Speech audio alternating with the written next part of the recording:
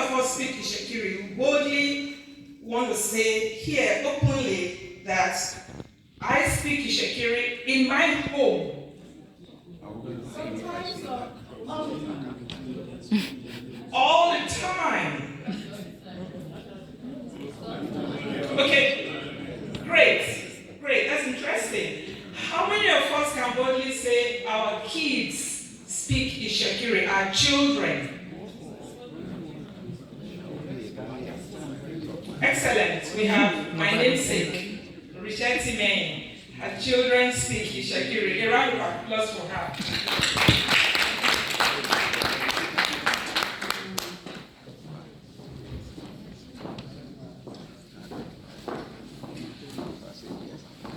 So, from what we have seen, only a minute and insignificant number of persons in this gathering speak Itsekiri. Only an insignificant number of persons, children, speak Itsekiri, and that is not too good for the language. If we must identify with the language as we have seen and as we are showing here, we have to go a step further by keeping the language alive. So, what is it? What does it mean to maintain a language?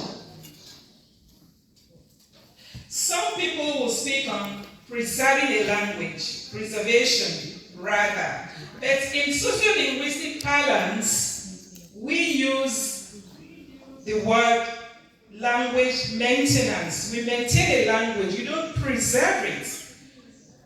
Preserving something is about getting, something, you put it together, put it in a jar, put it in the fridge, and you just keep it there. That's not it. A language is not preserved in that form. You don't get a language and you just dump it in your fridge and you just keep it to remain there because you want to keep it alive. No, a language is abstract and it's dynamic. A language is something you want to keep alive by community efforts. You want to get people together to use this language to be able to keep the language afloat. That's what you want to do. So, this is actually affecting my presentation. I don't know whether I should keep going on. We are following you. Okay. Well,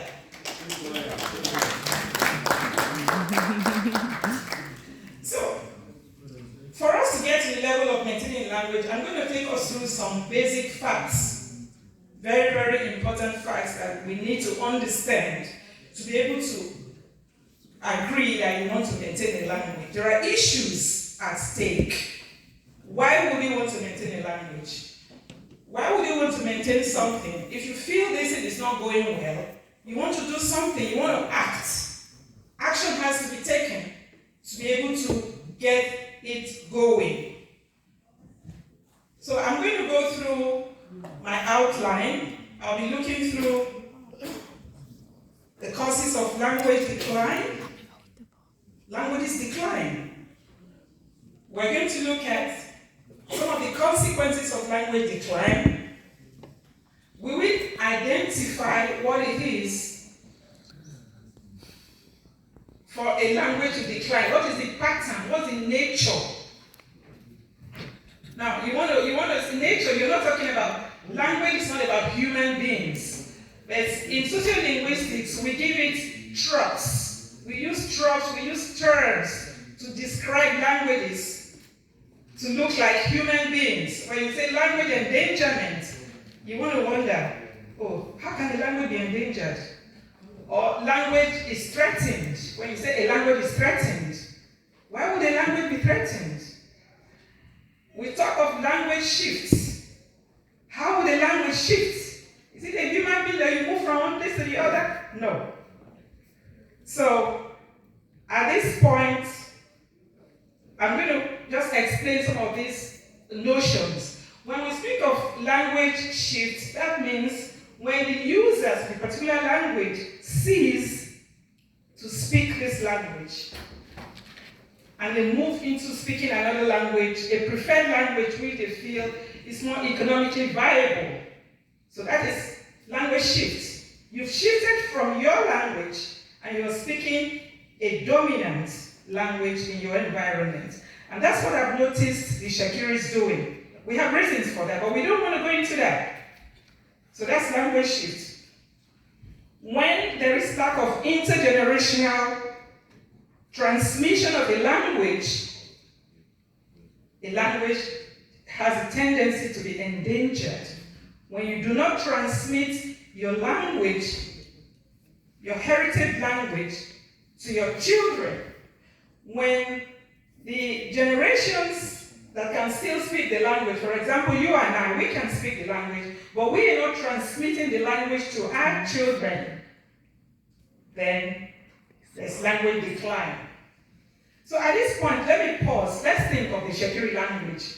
What's going on with the Itsekiri language today? If majority of us here have shown not to speak the language, where are we? Can we quickly say something? Let's be interactive. I'm not here to speak on us. Let's talk. Can somebody say something, please? Let's make it interesting. Language is dying.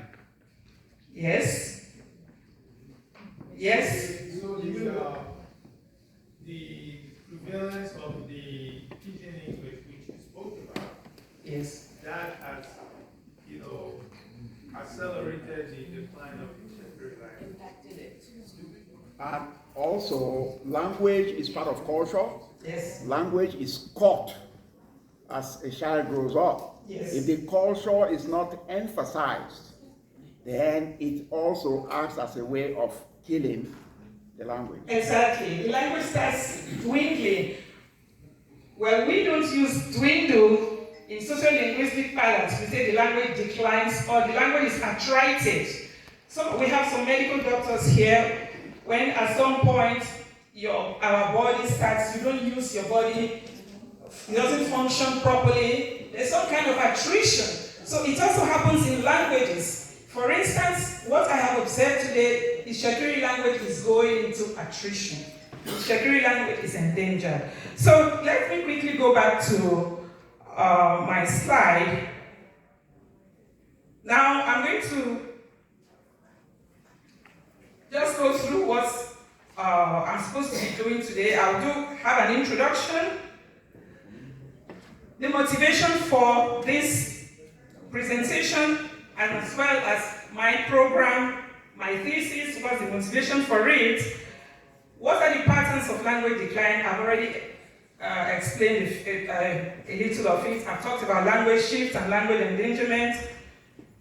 What are the causes of language decline? We also mentioned a few of it, but we'll go back to it. What would be the consequences of a language decline? When you don't use a language, what happens?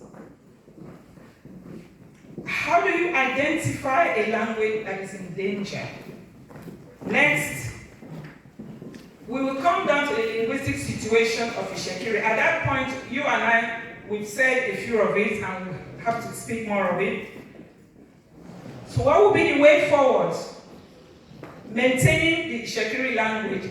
What do we do? What are the strategies we will need to maintain the Itsekiri language? Who will be responsible? So, by way of introduction, the objective of this talk today is to draw our attention to the declining use of the Itsekiri language.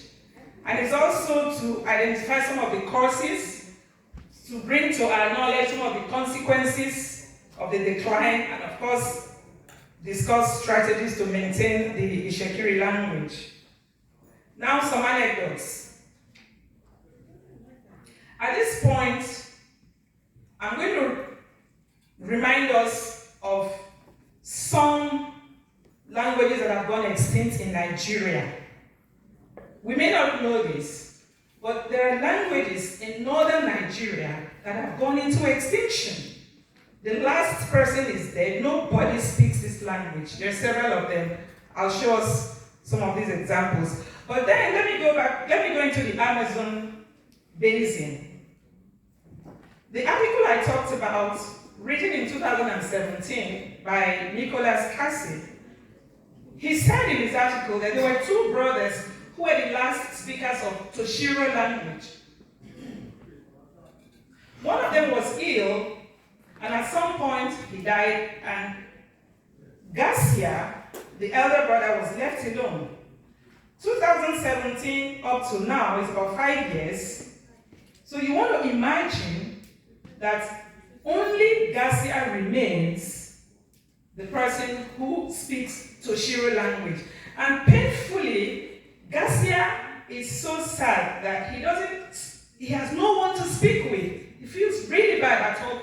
He laments that he cannot even talk. He can't even speak the language. And we don't want the Itsekiri to get to that extent. That's the Toshiro language. As I speak with you, 2 Wednesdays ago, Christina Calderon died at age 93.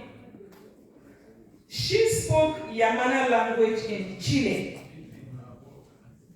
A Chilean language gone with the death of Christina Calderon. Now let's go back home. Let me tell my story. In 2010, I lost my mom. I had a reason to go to Nigeria. On getting home, friends, well-wishers, my siblings came to visit me. We were all talking in my dad's apartment, in the sitting room. We were exchanging. I was speaking Itsekiri. But I noticed that every other person in the house was speaking either what Nigerians call good English, that's the standard English, or pidgin English. Some who are college educated amongst them, because I was able to identify, those who are college educated spoke English, good English, with their children. And I noticed that the children were speaking English amongst themselves. This was in Warri. Then the age groups, the pairs, were speaking pidgin amongst themselves.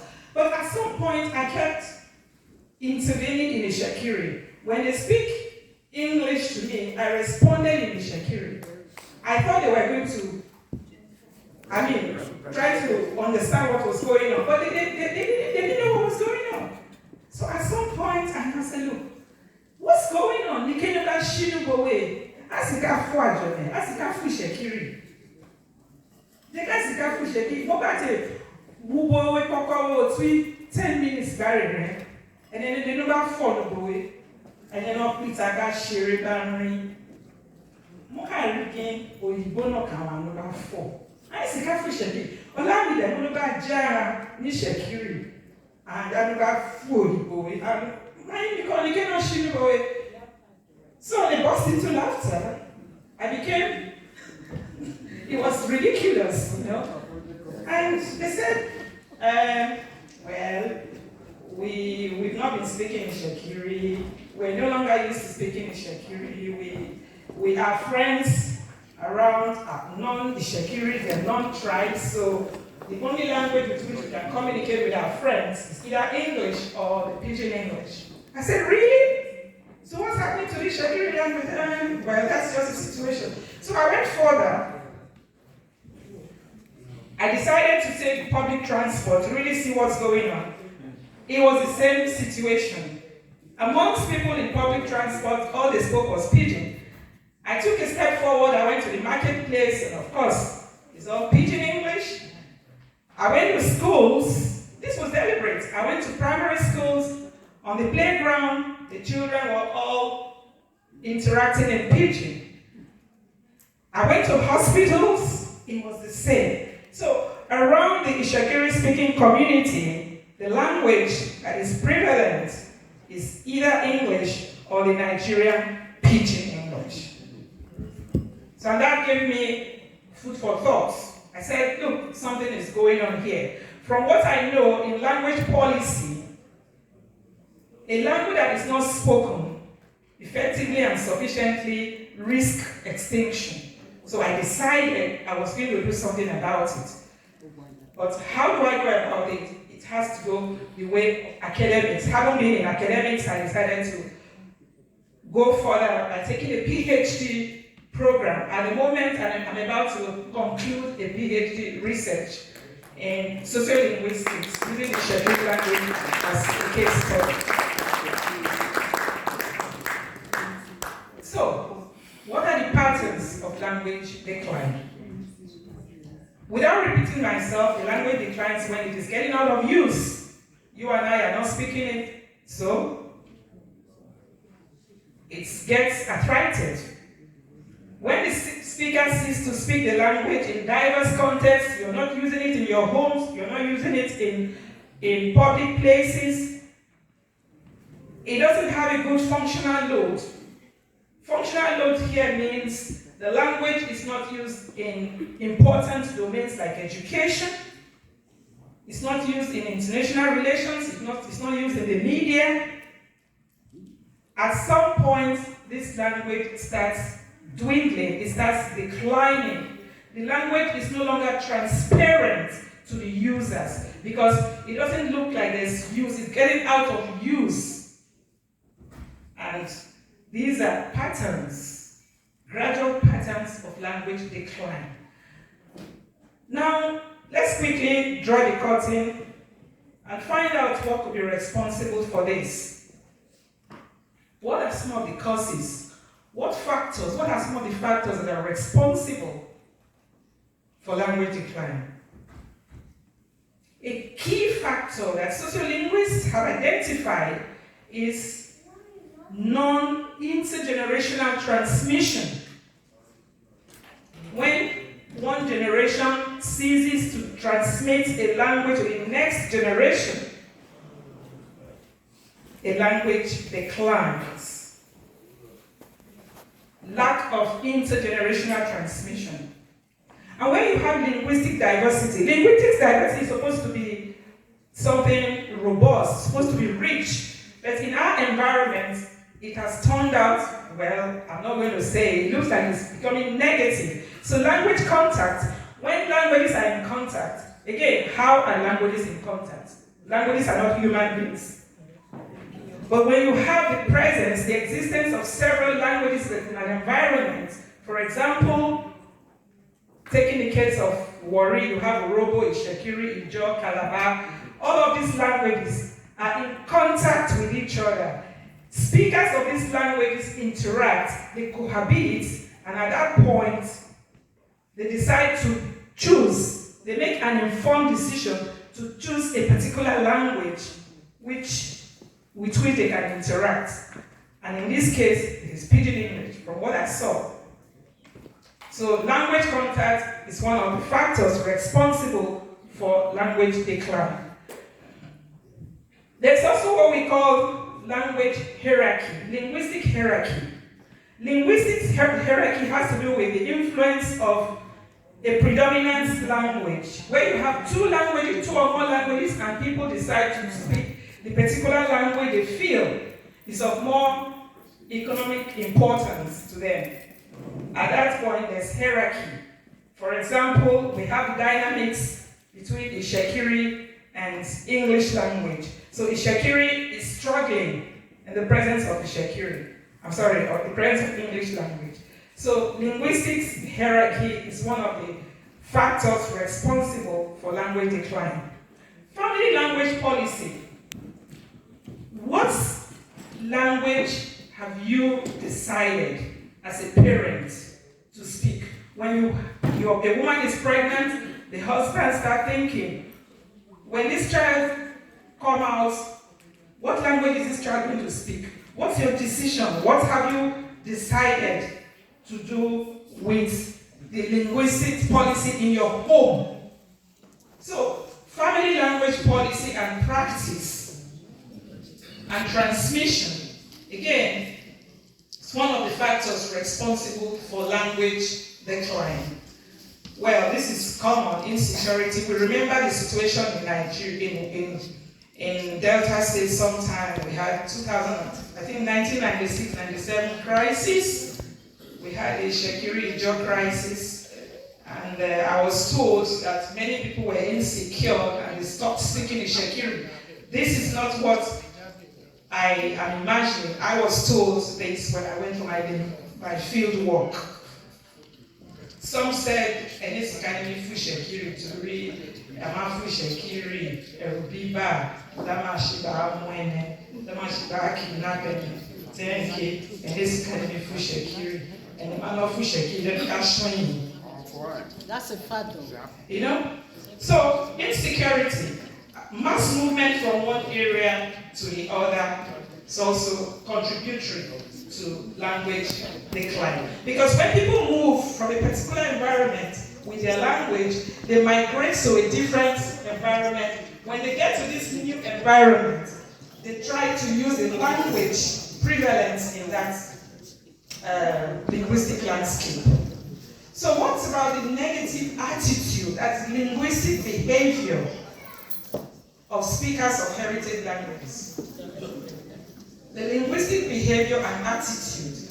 If you have a positive attitude towards your language, that language is likely to thrive. But if your attitude is negative to it, then there's a problem. I'll give an example. Again, during my field work, I spoke with somebody high up in the Itsekiri kingdom. Somebody high up. I asked, what language do you speak at home with your kids? He said, no, Enekafu Itsekiri. Will Itsekiri help you to write aptitude tests in Chevron? Yes, this is real. Somebody high up told me, you cannot use Itsekiri to write aptitude tests to get into Chevron. That's what he said. So that's a negative attitude towards one's own language. So what are some of these consequences? When you don't speak your language, the language risks extinction. We've said it here. Loss of cultural heritage and patrimony. He said it. Culture is linked to language and identity. If you do not transmit your language to your kids, there's tendency for the cultural heritage, cultural patrimony to go extinct. Loss of identity, this is very key. Who will you say you are? Who will your children say they are? Yes, for some of the kids born here, naturally, with the policy put in place, the children are Americans. I agree. What about the Americans themselves? American kids. When they're discussing with the children, with our children, who would our children say they are? Would they say they're Americans? Will the children not ask them, oh, but what's your origin? So it's important that our children get to know who they are. Identity is a key factor in language decline. At the end of the day, there's language death. If you don't keep your language going, the language is likely to die. Just like the examples I gave. Now, let's quickly identify a language in danger. First, the presence of a dominant language. In the case of Nigeria, we have English and the Nigerian Pidgin. These are all languages that threatens Itsekiri. These are threats to Itsekiri language. Language shift. Speakers cease to speak their heritage language. Itsekiri is our heritage language because it's a language that we inherited from our parents, from our ancestors. It is indigenous to Nigeria, but it's a heritage language. So please, when you're talking about Itsekiri, you must remember that it is a heritage language. You inherited it. It is not a language that was acquired in school. Now, intergenerational transmission, we said it before, when it's in the process of being broken, because when you're not transmitting the language, intergenerational transmission is in the process of being broken. And when that happens, a language is identified as being endangered. And of course, when the childbearing age cease to transmit the language, they can speak the language, but they're not transmitting it. I happen to be in a family where the grandparents, the grandmother was speaking English to her grandchildren. And I asked, nice to see you go see no shiwe. Where if we Itsekiri go away? Yeah, go.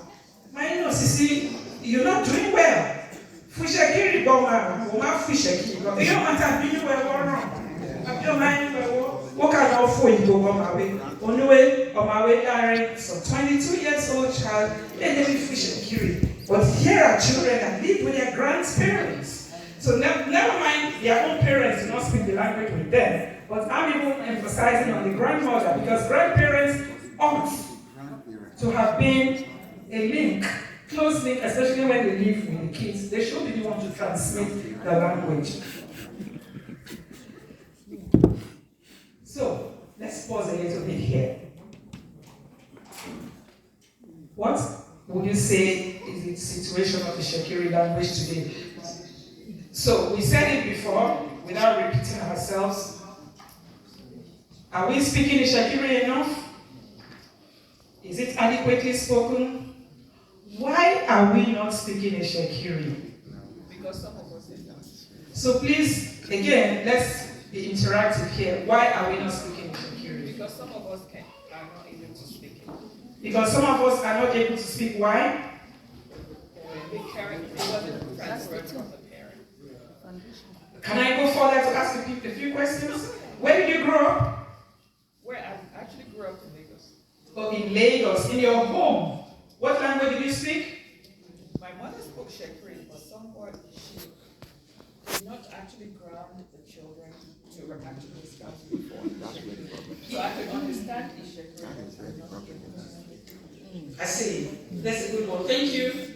I think you said a lot of things that a lot of factors that causes we in Itsekiri not to speak that language. Okay, Uncle, get up.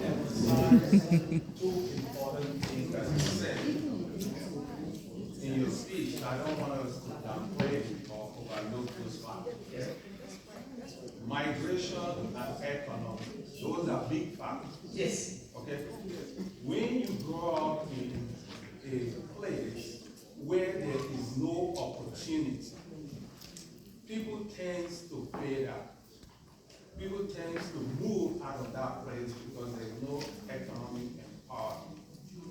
So what I think will make us a lot of good if we can tie migration and economic empowerment to be able to understand the fact that if we empower people in our community, we have people that will go to the stage where they can continue to speak that language and the next generation will carry on. Secondly, until most recently, we don't even write the language. There's no way we write it. Someone in Lagos will speak Itsekiri language different from someone that born and raised in Koko. So as we go, as migration and economic factors start affecting us, people tend to lose the sweetness of the language, and that is where we are. I would like us to tie migration and economic factors because if we have an opportunity in our local community, we go from generation to generation without that language being diluted. Thank you very much. Yes. Can I get, okay, after my sister will be daddy. And then, yes. So, yes. My name is Patricia Akoje. My mother was Itsekiri and my father was, both of them are late, also Itsekiri. I'm one of those that Itsekiri was never spoken to me growing up. I'm old now. I understand every word of Itsekiri. Every word somebody speaks, I understand. But I understand every word of Itsekiri, but I don't speak it, you know. My grandmother comes in and out. She kind of speaks it a little bit to us. Well, she speaks it to, she speaks it, but she doesn't live with us. So because of that, I was shortchanged as a child, So now I have children. I'm not married to Itsekiri, I'm married to Anisha. Here's my handsome husband right here.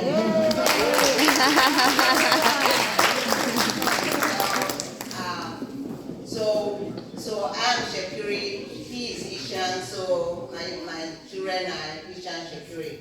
And my children, none of them married Itsekiri, and none of them married Ishan. So we are two Nigerians. So there I go. So that's one of the reasons. I think I was shortchanged as a child. Thank you. Okay, let's move it this way. Okay, 1, 2, that is 3, 4, sister. Shaki de 5, 6. Badu Shaki Mokiana. Erika Winori. Untemi Feki. This is a very beautiful lecture that has been given to us. So, Nitemi, the way forward. We don't have to be personal. Unweka so doni, moka roli, moka forget kagi NGO before. So moka NGO. NGO with Professor Dele Williams, Obi Dr. Ayoyibo Moba, Makode Ayoyibo was the secretary to this NGO. Moka Bumi.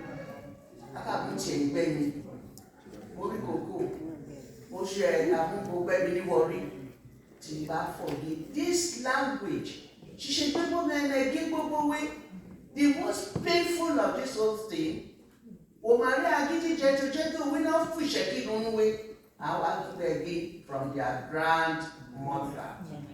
Today, ṣiṣẹ́ gbogbo kí grandmother àti grandmother tó náà fòyìnbó. So find out Untemi Feki, Itsekiri Manku is because of our men. Toriki, Ugbajor Temile Gbogbo Kipa, in the olden days, Tori Itsekiri Ye, Dada Afrobirin from other places. Amafe we are too shologe, too choko, Damesa Twale. Gigi, ìyá jàǹgàrẹ̀, ìyá wa fọ̀, òwe ṣètò jẹ́ kí rẹ́yìn tó wá bá fún tiẹ̀ bá dédé, wọ́n máa obìnrin bá fún Itsekiri, Itsekiri bá move forward. Bọ̀dé nígbà tí rẹ́yìn tó dọ̀ ọ̀mí pé bá ní kóòtù kúrò, àwọn egbò Itsekiri.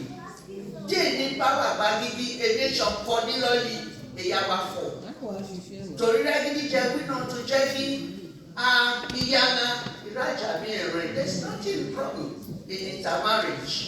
But what to show kẹ̀wé, you have the power to move your language forward within your wife, who part of the ẹ̀wà bọ́ọ̀mà dédé. So àjẹ́dá tú rẹ̀ ní, a máa jẹ́ di Itsekiri torí gígí. Èdè yìí tá a náà bẹ̀rù kò ní wọ rígí tó igi, dá máa gbọ́ dá bí Itsekiri wọ́n máa wò. Economically, Itsekiri produces 49% of the total oil revenue in which that country is relying on. So we are powerful. We must not allow that language to die. Please, Obiama, it is an interesting gathering. I think we're going to have a breakout group. So perhaps we want to be part of the breakout group so that anyone will be very free to speak out. So please, I need to stop. I need to wind down. I really would have loved to hear all of us speak because, like said, this is very key to us, and I can imagine how passionate we're becoming here right now. So we will get to that point where we'll go into the break group and then be able to speak out there. Thank you very much for your cooperation. status of the Itsekiri language. Why do we have to maintain the Itsekiri? Again, I won't go too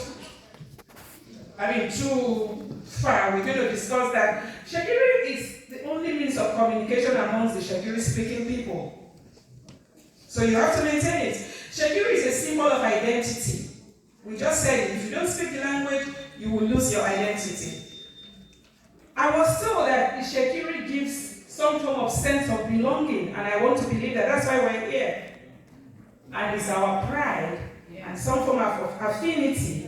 And I want to add that the Itsekiri language is some form of social cohesion. That's why we're here today. Yes. Once Ogiane Atuwashe thought, Omando Bunegege, Itsekiri Dede, we're all there. I want to believe that those women I see online, nobody gives them money to buy their wrapper. They go look for money, they buy their wrapper because they want to participate in the Itsekiri affairs. So, Itsekiri is a culture. It gives us a sense of belonging, it's our pride, it's our affinity, and there's some form of ethnic consciousness. And I'm also told that Itsekiri is a language of intimacy. During my field work, a woman told me that when she needed to speak with her husband in the presence of people, she speaks Itsekiri. So, Itsekiri walls have ears. You don't know who is listening. So at that point, you want to speak Itsekiri. That is why we must maintain Itsekiri. And of course, in socio-cultural context, we use Itsekiri for traditional marriages, traditional funeral ceremonies, and Itsekiri also helps us in some form of social norm of politeness. Where you don't just speak like that, you have to go by Itsekiri. So Itsekiri is very good in that area, we must keep it. And language brokering. Now, when a couple is getting married in Itsekiri, you have two people, one representing the husband and the other representing the wife. Itsekiris will say, oh, spokesman. But in sociolinguistic parlance, we call this language brokering. You are mediating, the language broker is mediating between these families. He's not a spokesman, he's a mediator at this point. Okay, so the Itsekiri language helps us to do that. These are domains in which the Itsekiri is used, and some of the reasons why we must maintain. This is not exhaustive. We all have various reasons that we'll put up later to help us maintain the Itsekiri. I have this data. We don't really have much time, but this is what somebody told me when I went to Warri for my field work.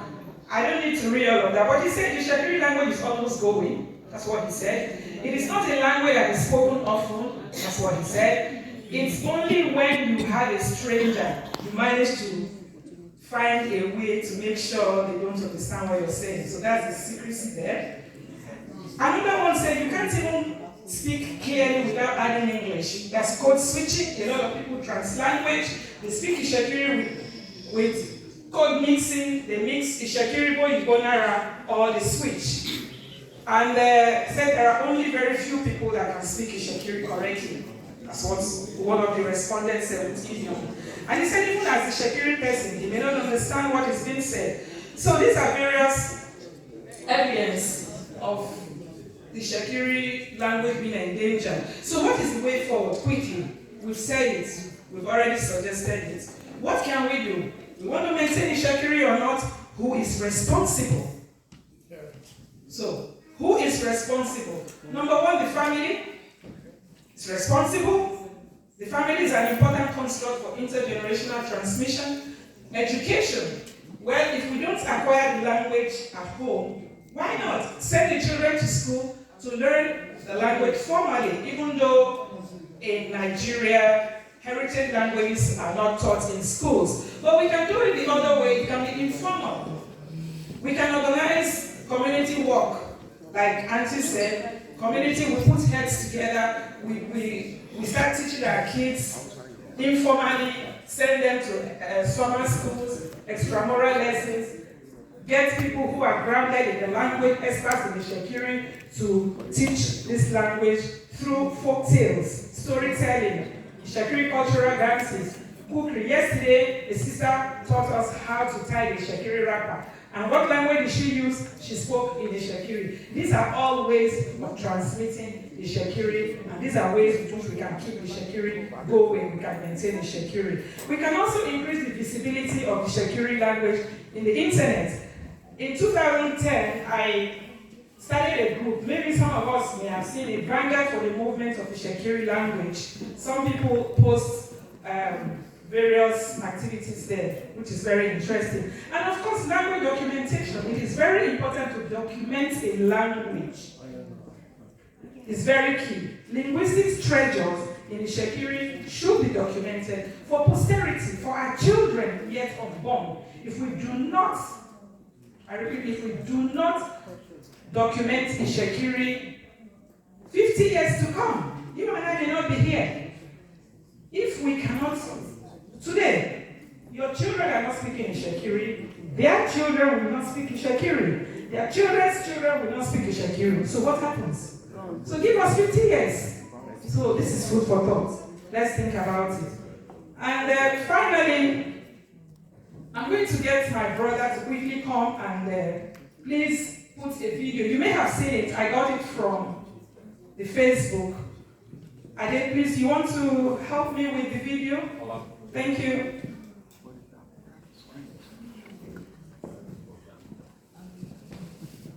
So, this is a video from Professor Janice Olawoye. She's retired, a retired professor from the University of Akure in Ibadan, talking about language, culture, and identity. Please, it's just a 2-minute video. It's very short.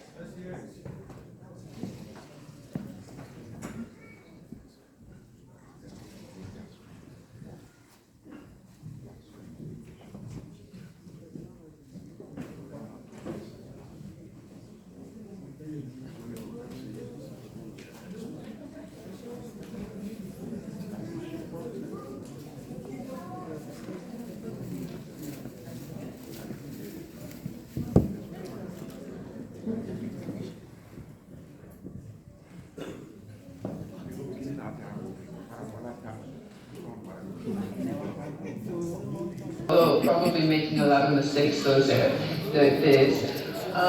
Because it's part of who they are, and it doesn't get their roots. They must not forget who they are. And so we always encourage culture here in the school. We encourage it in our home. That even if I go to the U.S. now, my husband and I go to the U.S. and we see our son at the airport, he will greet us properly as a Yoruba man, not as just holding out his hand. And this is something that, you know, when children don't know their language, they don't know their culture, you are depriving them of something very, very important, which should belong to them. And so I always encourage parents. I've seen children that come from a home where the mother is Yoruba, the father is Yoruba, and the child cannot even say "ekaro," does not even know how to kneel down or prostrate. And it's to me it is sad because you know, they just see that as, oh, that is African culture. But when you now have children who know who they are, and then, you know, it's always amusing to me that when my children and their friends get together, they want to speak in Yoruba, and I'm pleased. I'm very happy. You know me do. Tori, Amon, Nigeria. So it is important that we do not deprive them of their roots, and that when, you know, even the Bible says, train up a child in the way they should go. And when they are old, they will not depart from it. Even in terms of culture, not only in godliness, which of course is very, very important, but also in culture. That train them in the way that one has been brought up. I mean, now my husband is always very, very happy when he gets on the phone and he is saying, now he's speaking back to him, and you know, they're very happy because then they can speak. And I will always teach my husband that he's reaping where I've sown, because he wasn't the one who really taught them. But I do a little, thus far. I